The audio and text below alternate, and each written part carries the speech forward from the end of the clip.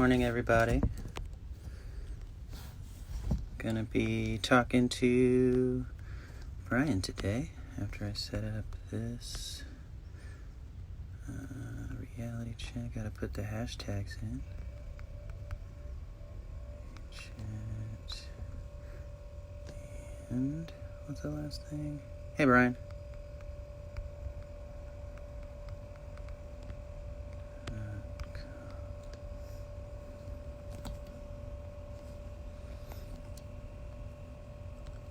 All right. Brian.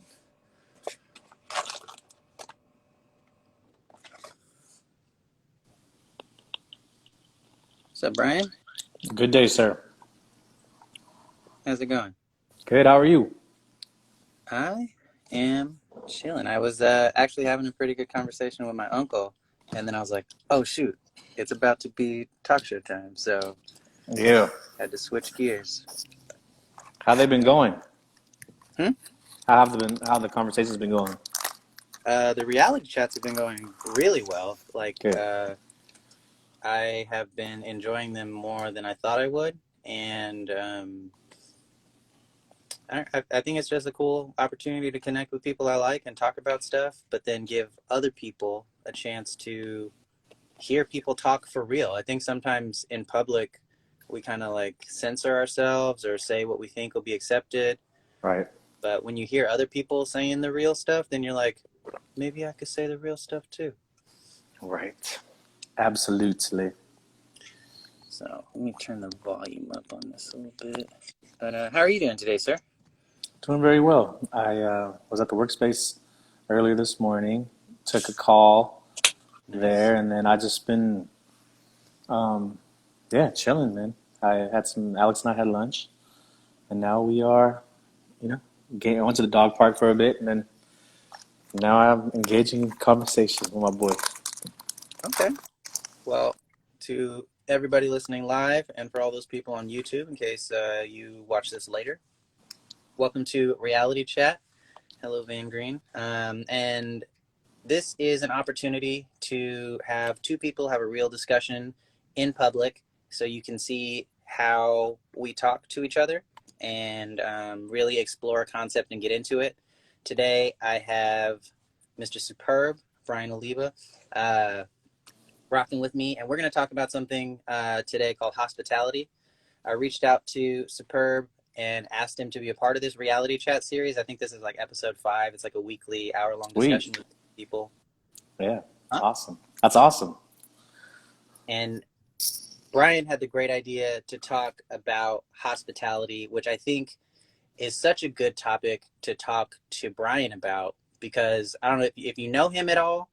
He's one of the most hospitable persons I know, and just everything like the poetry he says, the events that he runs, the business that he does, the just the care that he has for people. It's like very hospitality is very embodied in him, and then he goes out in the community and pushes that idea. So I'm excited to talk to him about it.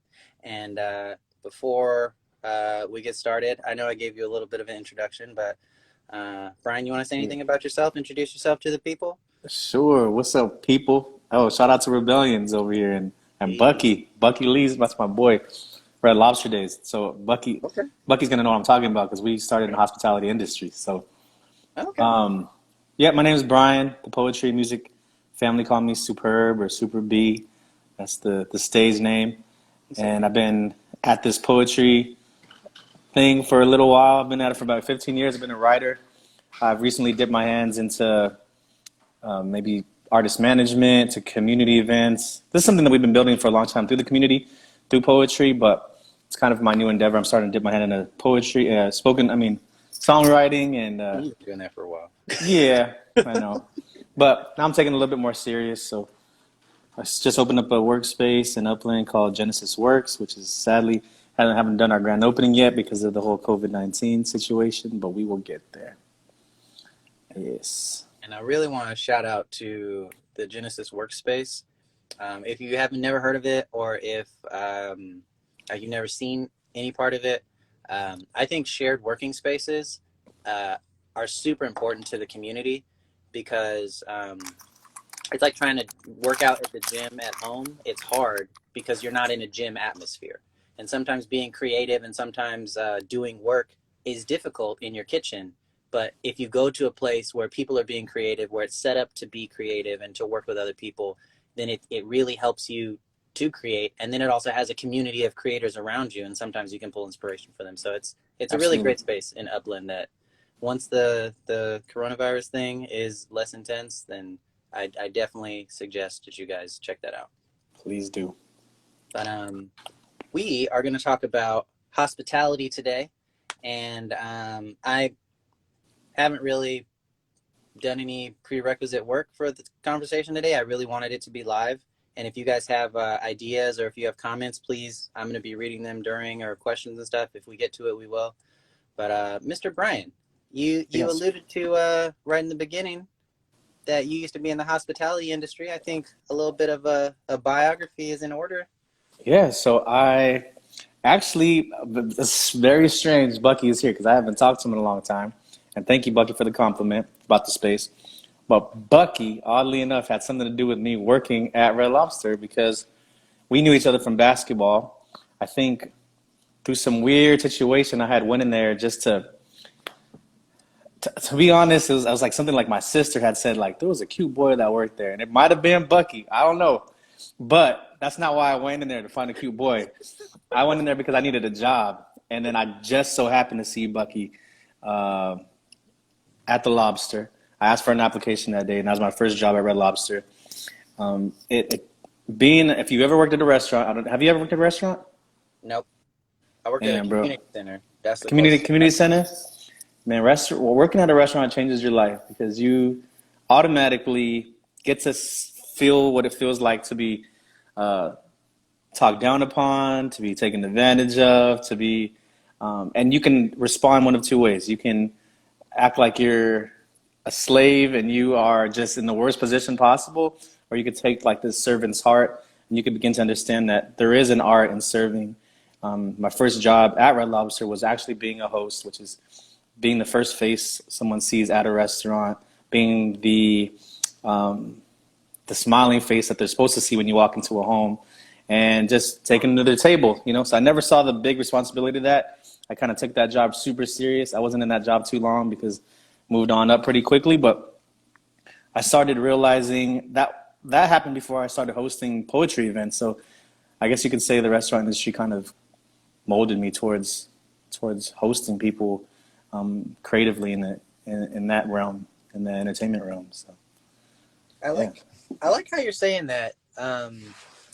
Particularly like how you're saying the restaurant experience that carried over into the poetry. Um, because for me personally, I feel that it doesn't matter what label you put on something.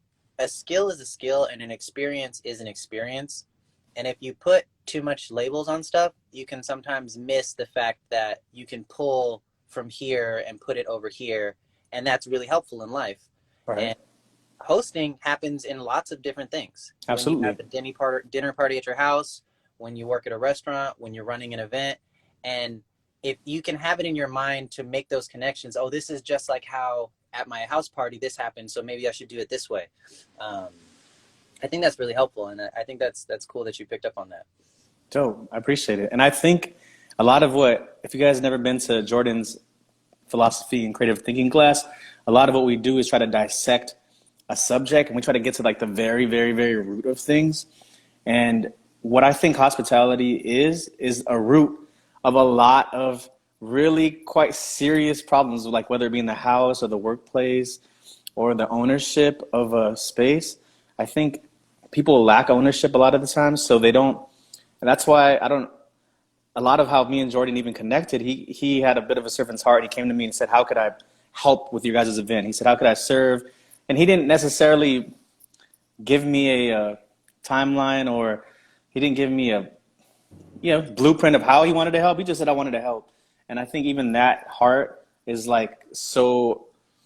That's what we need in the hospitality world, whether it be entertainment or in the house. I mean, and it turned out to be what kind of carved the PAC classes, the philosophy and critical thinking classes, because he says Well, I don't know. I can. He even said like a stack chairs, and then he started naming these things he could do. And I said, no, what are you passionate about? And he says, I'm passionate about philosophy. And I was like, well, then that's what we have to figure out. That's what you're going to do. And I think it starts like the very root of that conversation was a hospitable act by you humbling yourself to want to serve rather than to be in the forefront. And who knows, in a few years, probably we'll all be coming to the PAC classes and this intention will be a ghost.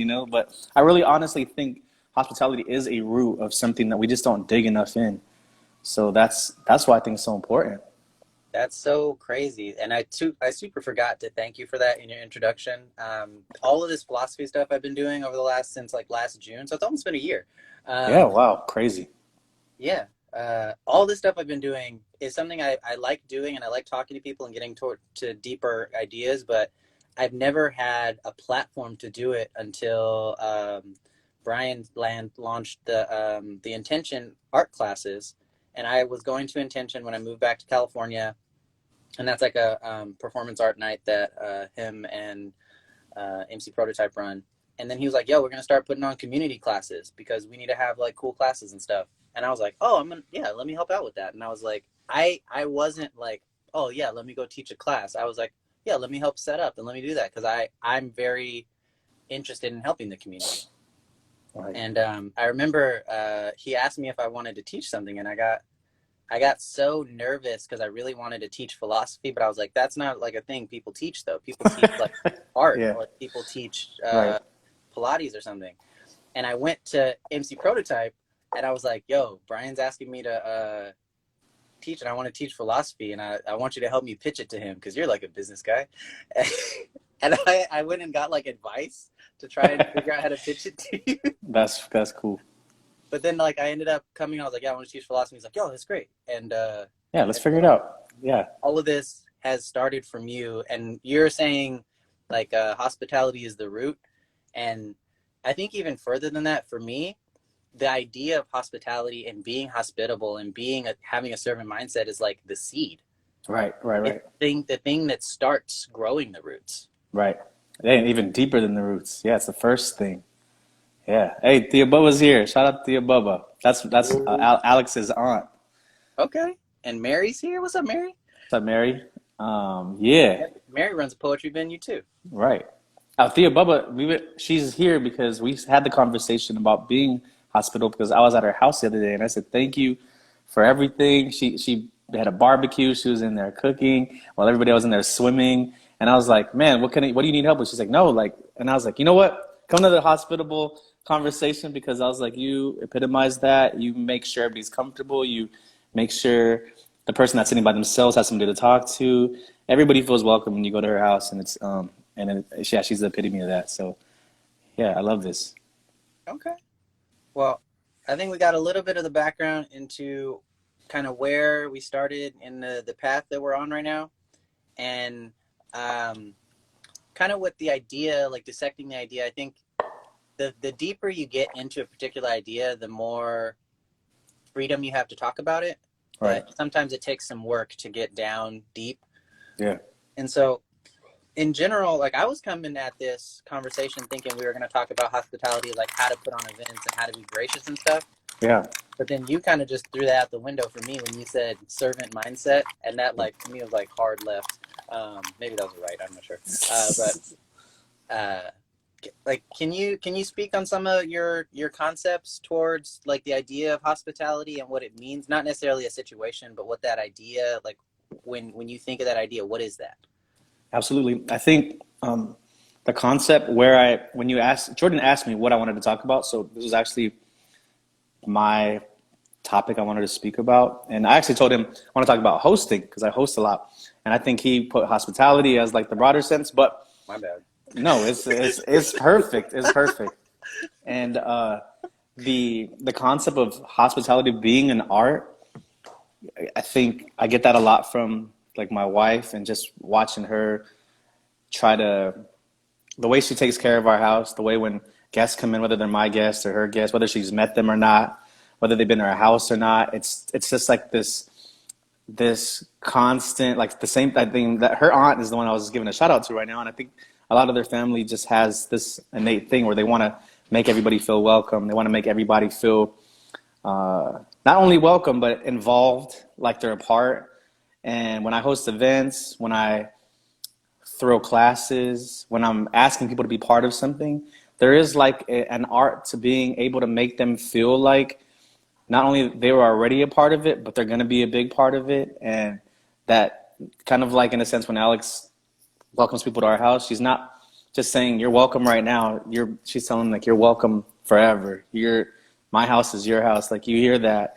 And if you've ever been to a really nice restaurant or a restaurant that you enjoy, it could be, one of my favorite restaurants is a donut shop where I get a teriyaki plate. And yeah, it's like, that's my spot. And when I walk in, they know my name. They ask me how I've been. I ask them how they've been. I know their business. Like, there is a bit of a home feel there. And that can really happen anywhere. And there is an art to that because you have to pay attention. And I say art because there's a certain level of creativity you have to involve yourself in. Like before we started our conversation about having the PAC classes, I had to prepare myself for whatever you said. I didn't know you wanted to teach philosophy. I didn't know you wanted to stack chairs. I didn't know what you wanted, but I have to know that a dude that I don't know too well wants to come and have a conversation, break bread, have coffee, and talk about something that I'm unsure of. So my mindset has to be open. I have to be welcoming. I have to make you feel welcome somehow. I have to make you feel like I honor what your opinion and your voice is. And that is not an easy thing to do. Like it's a practice thing. It's a relationship building thing. It's a networking thing. So yeah, that's in a nutshell. That's what I believe hospitality is, the art of it. Okay. Yeah. And then it's funny that you bring up the concept that like we didn't really know each other that well once we started working with each other. Yeah. Because like basically the way I met Pro, which is kind of like my path into the Pomona art scene, was I took an entrepreneurship class and I had to interview an entrepreneur, Right. and I had known him from something. And I was like, yo, let me interview you. And he was like, all right. And it was like the day he was like cleaning the bakery out because he was closing it down. And Mm. I was like, yeah, let me help you with that. And then like I can ask you questions during it because I felt like I had to pay him for interviewing him. Right. And we're sitting there talking and stuff. We end up becoming pretty good friends, and we end up doing capoeira together and different stuff. But through that, I meet people like Judah, and I never really met you like Right. during that time I was in college, but I knew of you, and you became like good local poet person that I don't know, like. And it was kind of like I couldn't just talk to you and be your friend. Like you're one of the performers. Uh, Yeah, do not don't talk to them. That's yeah, right. I get that. And that's unfortunate because I try not to be that guy, But not necessarily yeah, that you were that guy, but like you're on stage and I'm not. Um, yeah, and it was like really nerve wracking for me to talk to you because I would go to the intentions too when I got back from moving back from Seattle, and you're on stage and you're knowing everybody. You're like being like the ultra gracious host. You're like the guy that owns a mansion and has like house parties and they like open the doors up and you have like a velvet robe on and you're like, yeah. come on in. Okay. But it's been great to do this the pack stuff and then to experience some of the other stuff that happens in intention and try to support that. And also it's interesting where I feel like different people have different concepts of the same idea. Right.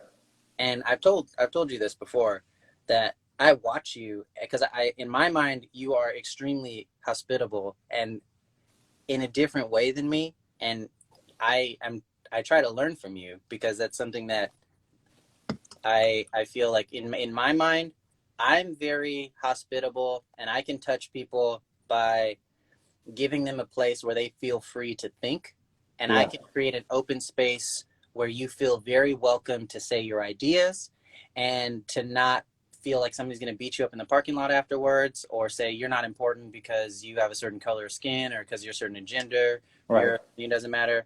Everybody's opinion matters, and we're going to listen. And I'm very good at that, but I'm not very.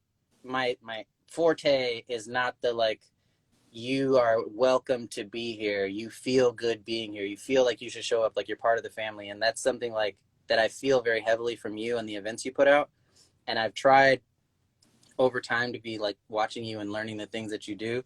And you're right. There's a method to it. There's like a technique, and it's a skill. Yeah, and I think you kind of hit it on the head. And we even did some of that when we were trying to plan the PAC classes. We're trying to say, like, what can we do to engage people more? What can we do to make people feel more comfortable? Because as soon as they feel comfortable, they open up, and that's our goal anyways, right? Yeah. And even at our music shows and poetry shows, like there's that always that break where we say like turn around and high five somebody you don't know, and then there's always like a ask them what their favorite cereal is, or the scavenger hunt, find somebody with the same birthday as you, so forth. So, I mean, these are things that we like think about that in a really quick nutshell in a giant place like that could try to make, I don't know if you've ever been to any other show and they're asking you to try to find, people who are different than you and connect in that kind of way. Normally you're there and you watch an artist and then you dip, but I think part of our heart as community builders, and I think you're right there with me, is trying to find a way to make people, because when they feel welcome in it becomes their home, and you don't, and that's how multiplication happens. That's how the virus spreads. That's how the comfort is like the ultimate virus. Like, oh, this is my home now. Like we ran urban culture, we ran attention. I was a huge part of dim lights and line like, and every single one of those spaces, they're like, go out, shake people's hands you don't know, go out, learn somebody's name real quick. Like, so it was just huge. It's like without that stuff, the hospitality stuff, I don't think any of this could be successful. I honestly think it's like it's the key. That's huh. It's like every time I have one of these conversations, I'm always like, what if we like never like we've run out of stuff to say? But every time somebody talks, I'm like, oh, this. And Yeah, like I've always felt that for a lot of different reasons, people almost always know what they want to do or how they want to connect with people, but it's like they're on the edge of a cliff and they just need to take one more step to get off the cliff and take a dive in. But there's like something that's stopping them, and a lot of people are right on the edge at all yeah, times. And they want to say hi to the person next to them. They want to compliment somebody on their hair. But they don't. And yeah. I Well, think hospitality is about not pushing them over the edge, but like encouraging them or showing them that it's not as scary as they think it is, and providing that oomph, that little extra thing to kind of just tip the scale just a little bit. Because once you tip it, they're off. right, And right. like And whatever I you can do to do that. that and there's what's crazy is there's a healthy way to do that too, because there's Mm-hmm. such thing as somebody feeling kind of someone said that's me. um, and so there's when somebody feels uncomfortable, for example, to compliment somebody, or even in a space like attention, I can see how daunting that could be to be in a new space where everybody kind of seems like they know everybody or knows somebody, and you may have walked in there solo dolo, and now you're sitting in the corner, and I ask everybody to shake hands, and nobody's shaking your hand. What makes, and I think it's even more than just being extroverted, introverted. I think as the host, as hosts, and us being hospitable people, going over and not jumping on this person and hugging them because that'd be unhealthy, right? Or pushing them to go high five everybody. The healthy thing would be like recognizing who looks like they're not clicking. Like I think that's a hospitable like Yeah. radar key thing that you can like when everybody's hugging, don't start hugging everybody. Look around and be like, who needs the hug? Like Yeah. I think that's a indicator thing that could really, I don't know, push them to that next level of learning what hospitality is. You know what I'm saying? That's Dude, that's for real. Um, in college, I used to have these like bonfire parties outside of the house that I lived in college, and they got more popular than I would have liked them to be. Right. But it wasn't like we didn't drink alcohol or do drugs. It was like we put couches outside, and there was a bonfire, and there was like chips, and we'd do cooking in the kitchen, and then we just talk about stuff. And I remember like, cause it was my house and Right. I turned into this like host person, and I would almost never engage in conversation, which was the whole reason I started these things, because I was too Right. busy hosting. Um, Right. what's up, Jeff? Jen just joined too. But one of the things that really, I would come up with these techniques because it is kind of scary when you walk into a place and maybe one person or you're the only person that you know, and not necessarily that there's a bunch of people, but it seems like everyone knows everyone and you're the only one that doesn't know other people. Or maybe Right. you know two people out of the 100 people there. And so I used to like make an effort to go and meet everybody because they were coming to my house and talk to them for a little bit, learn a couple of things about them. And I know I'm hosting and I'm going to leave because I got to host everybody.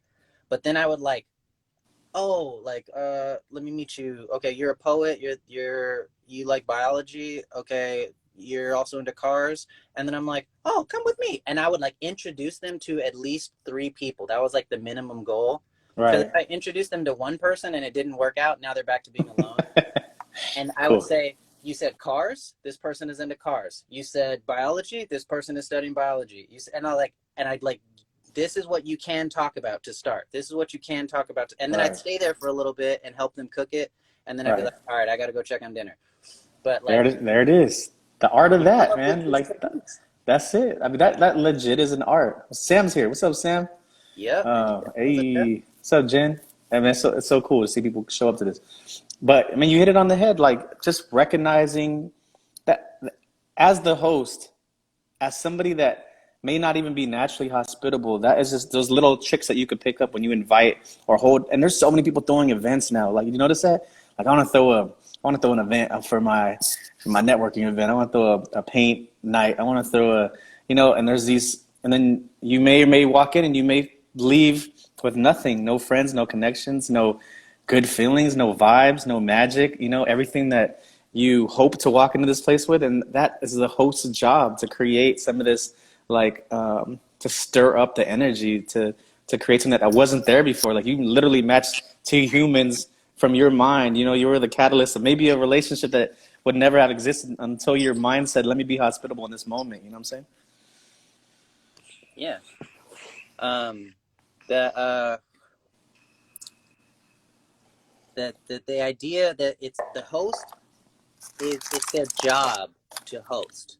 And I think that's one thing that can kind of be like this fight you have to play within your head because often the host is someone who was very largely involved in the creation of the event. They believe in what's happening. Right, And most of the time, the people that are involved in the creation of the event, they made the event because they always wanted to go to that kind of event, but it never existed, so they made it themselves.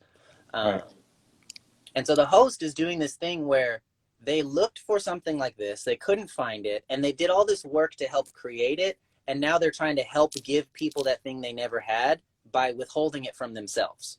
right, Because I'm busy making sure you connect to you and making sure you connect to you because that's what I always wanted. right. And Um, that's the thing that you're focusing on. And it could be also, it could be multiple things going on. And that's what the intentional part comes in. That's why churches have multiple teams. That's why large companies have different sectors, because it's like, I need it. What restaurants have a host and a waitress and a bartender, and because you don't want this person that's running around seating you and serving you and trying to make your drinks, and like, it's not only is it not possible, but it's like building that team, building that that family that believes in what you're doing. Like, when I'm in the pack classes, I'm welcoming people too. When you're in attention, you're shaking people's hands that you don't know. And I truly appreciate it. It didn't go unnoticed. It means the world to me when someone goes, yeah, that intention is like my spot, or Bang Culture is my home venue, like stuff like that. Like, I don't know you like that. Like, but you felt welcome enough because you got enough hugs there and you got enough high fives there and you read enough poems there and you felt welcome to say whatever you want there and still respect the space enough to invite people. There's no other better feeling to me when people invite their friends to something and I had no relationship to them. You know what I'm saying? Like, that's the ultimate like compliment for me. So yeah, and yeah, it's interesting how like I think this works for anything, but the more you get into something, I think your motives for getting further into it change. Mhm. And the more I get into running events, because I think I've been running events for a while. When I was in college, I ran bike rides because I was Yeah, like, I'm gonna help because I'm a cyclist and I always wanted people to go riding with me and people to go cycling. But I've heard a lot of feedback when I ask people that they don't want to go because they feel it's dangerous to go riding on the streets. right, And I'm like, no, But then also I've been hit by a car twice. But I'm like, it's not that bad. Don't worry You're about good. it. Yeah. And so I started this nonprofit, and I would go with people in groups, and I had ride marshals, and I even got my friend that was an EMT to like kind of majigger his schedule so he was like in the area, and we Just go riding with people to just prove that this is something that you can do. And we also had these like activities, and we metered the rides out, so where you'd end up riding with somebody that was about your speed, so you would right. meet someone that you could ride with. Hey, um, hey. and we were like trying to like really create this system where you came in even if you were by yourself, um, and you left not only like, I can do this. We would ride 20 miles at least, but never tell anybody that till the end. I can ride at least 20 miles. And also I met 3 other people that are about my speed that can ride 20 miles. And then at the end, we'd be like, meet somebody, get their phone number, like, and push them off the edge a little bit. Like, Right, don't right. forget that part. And that's so intentional and just another example of how hospitality could be literally anywhere. Like literally anywhere. You could literally be walking down the street and be hospitable. It's not even your street. It may not be your backyard, your home, and you can still make someone feel like comfortable. There's so, especially in our climate, man. And talking about the future of what it could look like to shake hands or hug a stranger, or like thinking about intention again, or doing shows, having people walk into a room where they're like, do we got to stand apart? Do we have to? And I'm gonna be open arms until it gets illegal. You know what I'm saying? Like it has to like people have to understand when they come into our event, to my house, that that's what they're gonna get. And I think that's what my family gives. That's what Alex's family gives. And there's just like you said, finding a way to make someone feel included by not only recognizing that they're alone in that moment, that there's somebody else that you can pair them with. You said the same example twice in two different arenas, the bike riding and you know, the other group. And it's like, how beautiful is that we can just keep on going. We can go do this forever and just think about new ideas of how to be hospitable in your own space. Live your own family. If you haven't started, get hospitality. What is that? Not even a word. Start being hospitable, man. It's important. Yeah, I think we're doing some talking about like kind of event driven hospitality, which I think is important, Yeah. because it makes the event better and it helps people meet each other. One of the things I did at those house parties too, where if somebody is being like extremely antisocial, like I tried to introduce them to somebody and it burned out, and I tried to introduce them to another person and they're over there being like sad. Half of that is like me, I don't like sad people at my house and it's like ruining the vibe. But the other half is like, yeah, this person needs some more help than usual. I would like pretend to need help with something and like Hmm. give them a task that involved like following me around and helping me with something. And Wow. I'm still doing the hosting thing, and Right. they just become a part of 20 conversations that I run around and have. Right. Right. And they also help me. And when other people see you helping the host, it gives you this like validation thing where like, oh, he knows, that person knows the host. That person is contributing, and that person is helpful. They're part of the community, and it does all these things at once, without me having to like, hey, believe in this person. He's good. I vouch for him. It's like, watch it. You can vouch for yourself. He's doing good stuff. Um, Yo. Yeah, that's and good. That's good stuff, man. That kind of intelligence, hospitality. We'll call this hospitality intelligence for right now because we don't know the real term for it. sure, But I HR. think that kind of HI.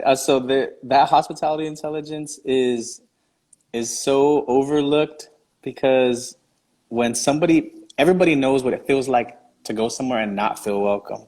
Mm-hmm. You know what I'm saying? And the fact that we can, and so many people in our lives make us feel welcome, and we don't even know why. Half the reason why we feel welcome, we just take off our shoes and start eating, and it could have been a place we went to a million times or even one time. But if there's an element, this like weird magic piece that happens when we're like, wow, we feel comfortable here, and I can't really put my finger on it, but I just know I'll come back, and whether it's I'll pay the ticket price again, I'll bring food next time to this potluck, I'll come to this show again, I'll engage in this conversation. I can't wait till the next time. These things, eh, and it's like that. bordering of manipulation if it's used wrong. You know, it's like, how, Yeah, you know what I'm I learned talking a about? lot of techniques that I'm like, this is a Hmm. dangerous technique. Let me Right. It's sit on this and sales think too, about it man. before I actually let this loose. Yep. Right. That's like the border of persuasion, manipulation, and hospitality. They're like right there because you're starting to recognize things that, like, you're really trying to connect that person that's following you around to something, you know, and you're looking like five people deep of how this person could leave my side and feel comfortable. And there's a crazy art in that, man. Yeah. Yeah. That, oh my gosh. That can get so, like, it sometimes it's like a really fun problem to try and like solve in your head in real time. Because like any part of an event, there's like stuff going wrong or in a way you didn't anticipate. And running an event is just an exercise in learning how to think on your feet. Right. And I think that part, when if you're trying to make sure everybody is feels welcome and they feel cared for and stuff, that sometimes it becomes a creative problem. And I just wanted to shout out to all the people that are hospitality creators and the people who take all the BS from people who are not being hospitable and still try to make the effort to have the welcoming mat rolled out. Because if you've ever felt welcome somewhere, it was done on purpose. And I've never accidentally felt welcome somewhere, and somebody has made an effort to make me feel welcome. And Wow, man. if I can't put my finger on it, the less I can put my finger on how someone is making me feel welcome, the better they are at it. Damn, that's so And good. if You you just nailed walk it. in and you feel welcome, like you like be appreciative of this of the people that are they know exactly how to arrange the tables, and they before they even walk up to you, they've made this space in a way that makes you feel uh, welcome. And like I've even had talks about architecture where you can make buildings and rooms and have angles or colors in certain ways that make people feel anxious so they buy more stuff, Mm. or that make them want to loiter so they buy more stuff, or like I'll make them want to leave, like Starbucks with the cold environments and the hard chairs, you know, like that yeah. kind of thing. Yeah. And that kind of stuff is planned. you Right. you don't you don't walk into a building and feel ugh, by accident. Right. Like that's on purpose. Or you walk in and you're like, wow, I could sit here and talk. Like bookstores feel like you could be there for a while. Right. Right. um, And so just shout out to all the people who like do that work in a positive way. Because Brian, you did bring up that interesting thing about manipulation where it's a fine line. Um, shout out to the people who are positively creating spaces for people to be themselves and not feel ashamed to do that and then connect with people. And then Absolutely. uh, I kind of wanted to switch gears a little bit, Brian, because we have been talking about, I feel, event-driven hospitality for the last 40 minutes. And in the last little bit, kind of what you were saying, like walking up on the street and like hugging strangers and stuff. How does hospitality manifest in you as an individual, not you as an event creator, not you as a host, but how do we manifest? Because I feel like it works on every level. And there's, I think, a big part of being good at creating hospitable spaces and being a good host is just you being a really hospitable person and practicing that over and over and learning, like when you're in your friendships and when you meet somebody on the bus and when you're talking to your cashier. Like what are your thoughts on that kind of wave? I think that's awesome that you say that. Thank you, first off, for the compliment. I do feel I am naturally hospitable. I think that comes from maybe my mom. She kind of embedded that in me. And there is like a sense of trying to, if I'm not careful, it's gonna sound like I'm like it's a selfish thing, but it makes me feel comfortable when other people feel comfortable. That makes sense. So like if I'm in a space where like attention's kind of strange and nobody knows anybody, I'll kind of try to make my way into a position where I make one person feel comfortable, and I think that kind of becomes contagious as well, like the hospitality virus thing. Like Okay. especially if it's a situation where I don't know if you've been to like a networking event, like strictly networking, where like come meet other entrepreneurs, meet other creatives, and then there's always like a table of food that you didn't put out, and maybe some music that you don't listen to playing in a nice cold room with some horrible furniture, and then everybody's kind of trying to find like this weird like trying to play the part like they're super comfortable, but then when you like break that ice, like you become, I feel like I'm always becoming like the unofficial host, if that makes sense. And it Yeah. happens all the time. And I think that is also a part of being a leader. Like taking that, you always see those like memes where like the leaders come in helping rather than leading, he's like pushing from the back. And I honestly think that like servant's heart thing that we're talking about in the beginning just comes back to that. And just, you just constantly trying to like figure out how can I, you want to help, and helping means sometimes making someone feel comfortable because there's so little of that in this world, bro. It's like it just feels so strange sometimes. Yeah, it's It should like be normal. It should be like the new normal, to be able to it, talk to somebody and not be weird, like a stranger, hug a stranger, high five a stranger. Yeah. it's so insane to me, like this concept of how like we like a lot of the things that we want as people, we make effort to not get. And so like I want to have friends. Maybe I want to have a wife. Maybe I want to go out and explore. But I never do that. And I never put myself in a position to do that. And I think hospitality, and I think you hit this right on the head, where it's hospitality is, I think, a key component of good leadership. And it's actually kind of like proof of leadership. It's one of like if there was a job description for leader, hospitality would be one of those requirements right under like bachelor's degree. And I think it's having enough, and I don't want this to sound negative, but I think it's having enough of a bad experience in your life, plus being a good enough leader or a courageous enough person to understand that you can help people avoid this, and then you go out and actually do work. Because when I'm doing hospitality work, or when I'm trying to like be a good host or a good leader, or I go out and talk to somebody and stuff, normally I don't do it to make myself feel good, or I don't do it because I want to do it. I do it because I feel compelled to, like I feel like it's right. And I think that is what is like the whole defining quality of my social skills, is if it's something I want to do, I probably won't. This is personally for me. If it's something I want to do, like, oh, like there's a cute person over there, let me go talk to them, I will almost 100% never do it. Um, but if I can find a way to morally position myself to say, like, that's the right thing to do, I will go do it. Like Mm. clockwork every time.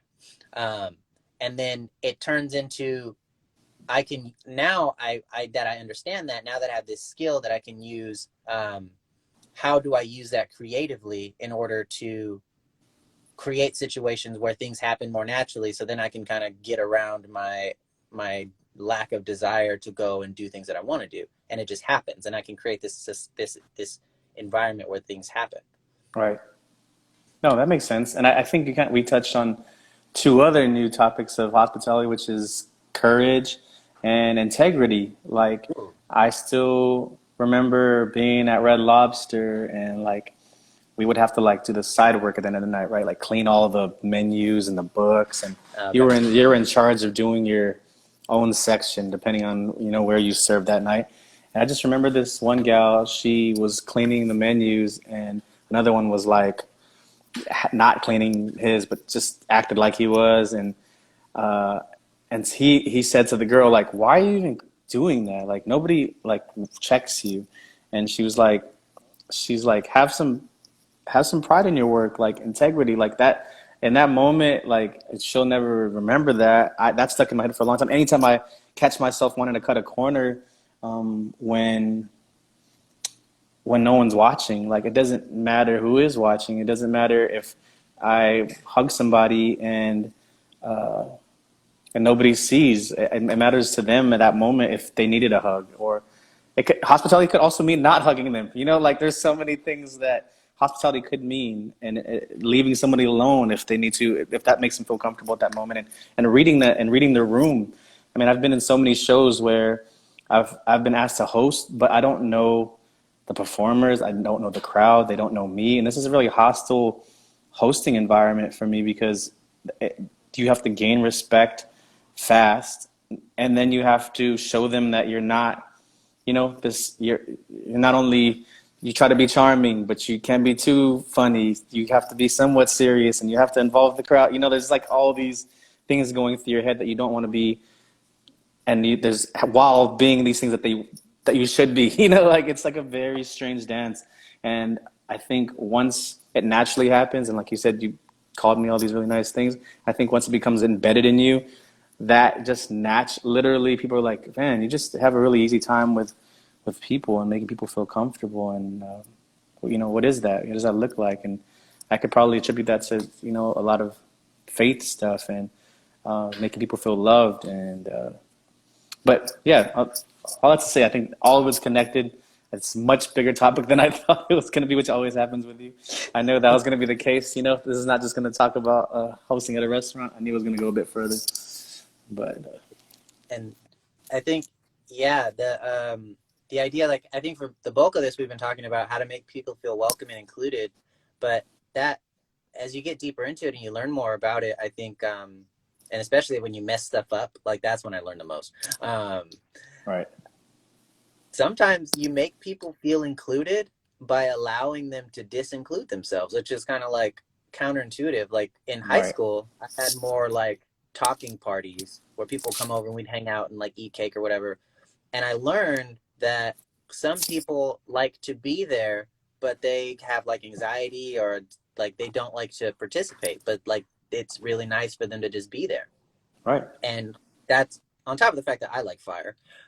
One of the main reasons at almost every house party I've had since high school that there's been a bonfire is because I wanted to create safe spaces for people to socialize without socializing. And I don't know why it's acceptable, but at every party I've ever been to, it's okay to sit and look at a fire by yourself and nobody's going to be like, that person's weird.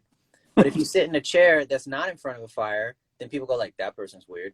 And Right. so by providing spaces for you to like be around people but not have to interact with them, I think that's like that's one of the aspects where like you recognize people are on different levels or they're going through different things, Hmm. and you're providing what makes them feel welcome, Right. not what you think is welcome. Right. Right. And what you think is welcome is a great start, Yeah. though may not be accurate. I think there's levels to this shit, like everything. There's like levels to hospitality. There's levels to loving people, to welcoming people, to hosting people, to what that looks like. And there's no necessarily, we didn't write any books on this, but we have done it enough to where I think the conversation around it feels like the truth. It feels like we're getting to what it feels like to make someone feel welcome in a space, whether it's yours or another, and what it looks like to be a gracious host in a space that you're not welcome and that's not hosted well, and still Yep. being yeah, still upholding your values as a host. If anything, just ammo for your next opportunity to make someone feel welcome. And I think that's just comes full circle to what we said about the art of it, just the creating, just being creative with making people feel hospitable. I think that's the tough part, man. Just finding ways. You might have five people who are completely different at your house, and you said one, you got to make a fire for one, you got to make a cake for one. The vegan, you got to make them feel like you already been making vegan food, and there just happens to be a pot of vegan chicken. Like there's this whole like pretending like it just came together when, like you said, you walk into a room and it's vacuumed, it's clean, it smells good. These are things that happen on purpose. Um, yeah, hospitality is very intentional, man. Yeah. And to Tiny Ali MC, I hope I said that right. Probably wrong, but he's like, "Ooh, FW the fire pit observation." That wasn't an observation. I'm incredibly antisocial at parties where I don't know everybody, and I will gravitate to the least social place like clockwork every time. Um, and that almost 100% of the time I noticed was as a safe space to go to back when I was like younger and I didn't drink and I didn't do drugs. And if I walk into a party and I'm with one person and that person like floats off and I don't know anybody, I'm gonna find an antisocial spot to be because I feel awkward and I want to feel comfortable. People want to feel comfortable, so you got to provide. And then when I started having parties, I was like, I need to provide spaces because it's so awful when you go somewhere and like maybe like you go to a party like a cultural party and it's not your culture, and Right. every corner of that place is the cultural party and you have no idea what's happening and people are talking in different languages and handing you food that you've never seen that looks gross and it smells Right. terrible, but you don't want to be disrespectful. And then there's music playing that you don't know how to dance to, and it's like, and I don't know if even if I can ask somebody to dance, I don't maybe if I ask somebody the wrong way it's going to be culturally disrespectful, and those are the thoughts running in my mind. Right. Like, I don't ever want anybody to go through that if they're coming to one of my things. Absolutely. Yeah. Maybe if I'm doing a cultural thing or something like that, I can have that. But there's also a spot somewhere where it's a neutral zone. You can go chill over there, the neutral zone. Right. But it's strange because we say that, but in every space, including your workshops, including my events, including my own house, there are like these cultural type norms that if you, Oh yeah, well, yeah, we're like creating these, we're creating them without creating them, but it's just doing it in a sense that is all inclusive, you know? yeah.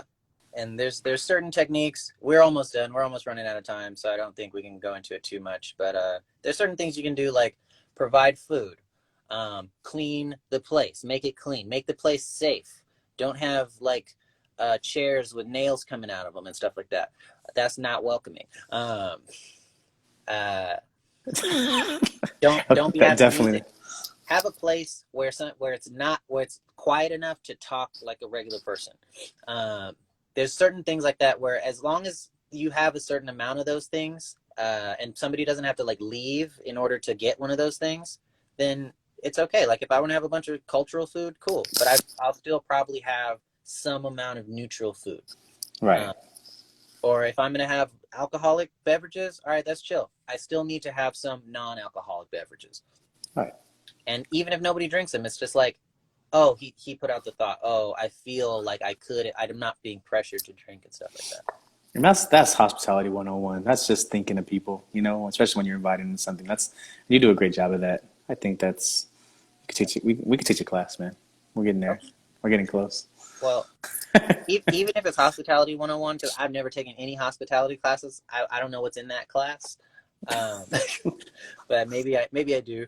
But one of the things that I've learned by trying to teach people philosophy or swimming or whatever I've tried to teach them over time is like, people don't just wake up knowing stuff. Everything you know you get from somewhere, and if you haven't gotten it yet, that doesn't mean you're an idiot. That doesn't mean you're stupid. That doesn't mean you're horrible. It just means your life hasn't led you in that direction yet. And I'm the teacher. Let me tell you. I'm the host. Let me host you. And not Right. like, oh, you don't know that? Because that kind of thing, when like you're hosting and somebody does something like out of character, and then you have that confused look or something like that, that could be enough to make somebody feel unwelcome. Right. Uh, Right. Yeah. Another branch to the art of hosting, especially when you have a large group and someone just pops off and you're like, oh, okay, now everybody feels uncomfortable. Thank you for messing up every part of my hosting abilities. That yeah. So there's room for error and still even how you respond to that, you know. And I think you do a really good job in your classes too of when somebody says something that may be a wild out idea or just it doesn't you don't make anybody feel like that. And I think that's part of your hosting IQ, your hosting intelligence. And yeah, I just challenge everybody. I know it's probably only like how many people's on here right now? Like 5 people.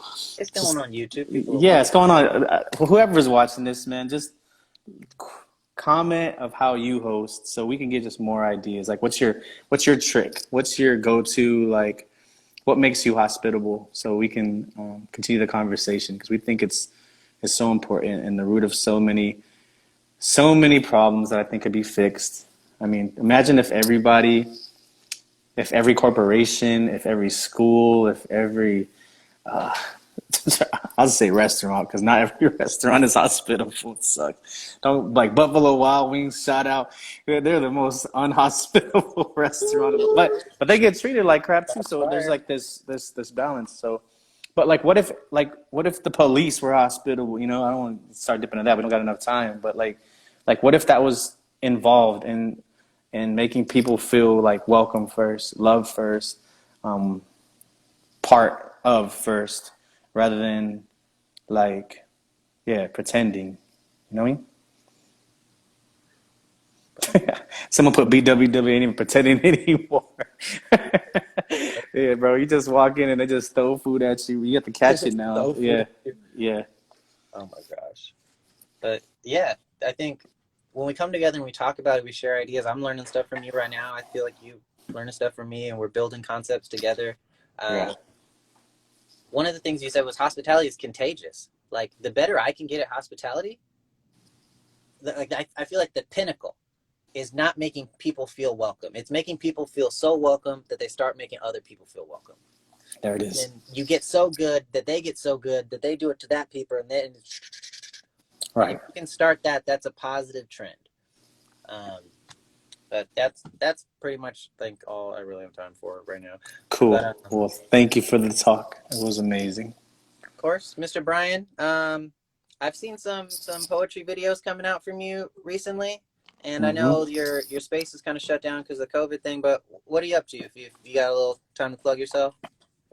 Sure. I have been writing a lot of music, which is pretty cool because there's been music I've been sitting on. Attached to that, been music, really new music that I'm working on with a producer to put out. I know it seems pretty late in my writing life to be putting out Hey, music, but I it's all good. think, He didn't yeah, have I to be think acting. it He didn't had, start acting good till he was 45. right, true. I feel that way. And the whole thing behind it is because I want to expand my writing reach. I think spoken word has been really good to me. I got to experience a lot of what spoken word has to offer in every arena, and I just can't. I couldn't have asked for any more. God bless me in that area. But I'm like, where else could I take my writing? And songwriting was something that really interested me. Some people have asked me. I've done a little bit in the past.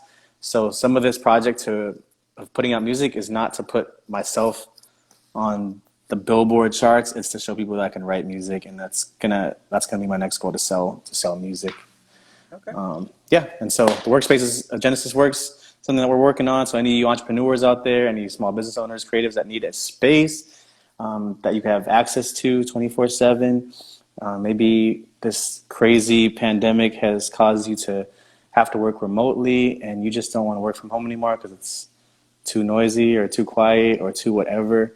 Come talk to me. We have a space for you to work. It's in Upland, Yeah. California. 24-hour access, high speed internet, clean Hey, bathrooms, hey, tables and chairs. They got couches. They even got ca- like a soundproof couch. work We got couch. to do your calls at if there's other people being creative and making a little too much noise in there. Space is dope. Check it out. Brian, you did say something about your music, but you didn't say where we could get it. So is there a platform that we should follow you if we want your stuff? Well, obviously they're on the gram, so you can follow me on the gram. That's where I'll be announcing it, but none of it's out yet, so I'm Okay. sure I'll be on every platform possible. Okay. But yeah, man, thank you for this, Rose. It was beautiful. Appreciate the conversation. Yeah. So this has been Reality Chat. This is part of PACT, the philosophy and critical thinking project that I run as part of Intention. So thank you, Brian, for helping me start that. And Okay. this happens every week. If you would like to be on it and you have an idea for a topic, get at me and we could discuss it. I love talking to everybody about different stuff. Everybody's got information I don't have. So let's share, let's talk, let's chat. Um, but there are other things that PACT does. One of them is workshops, and we have a free online workshop tomorrow on good questions. So I've always heard Hey. people be like, "Oh, there's no such thing as a dumb question," and we're gonna discuss that tomorrow. Um, but if you're interested in that, check out my Instagram. There's all the information is on one of the posts in the last week or so, and also we do community discussions. The next community discussion is going to be on friendship, and if people show up, then we're going to have talk about what do you think a friend is, what do you think a friend isn't, what if you have criteria for a friend, what do you do to act as a friend. And I think when we hear other people talk about it, it can help us be more confident in saying like, this is my friend, I should appreciate them, or this person really isn't my friend, maybe I should step away from them. And sometimes it's Dope. hard to do that in your own head, but when you hear other people talk, I think we can learn a lot from each other by speaking. So the packed workshop on good questions and the packed community discussion on friendship, both free, Zoom, online, stay home, be safe kind of things. And you can check that out on my Instagram. But other than that, this has been Reality Chat on Hospitality. Brian, thank you Hey, so much. I appreciate you. See you guys later. appreciate you.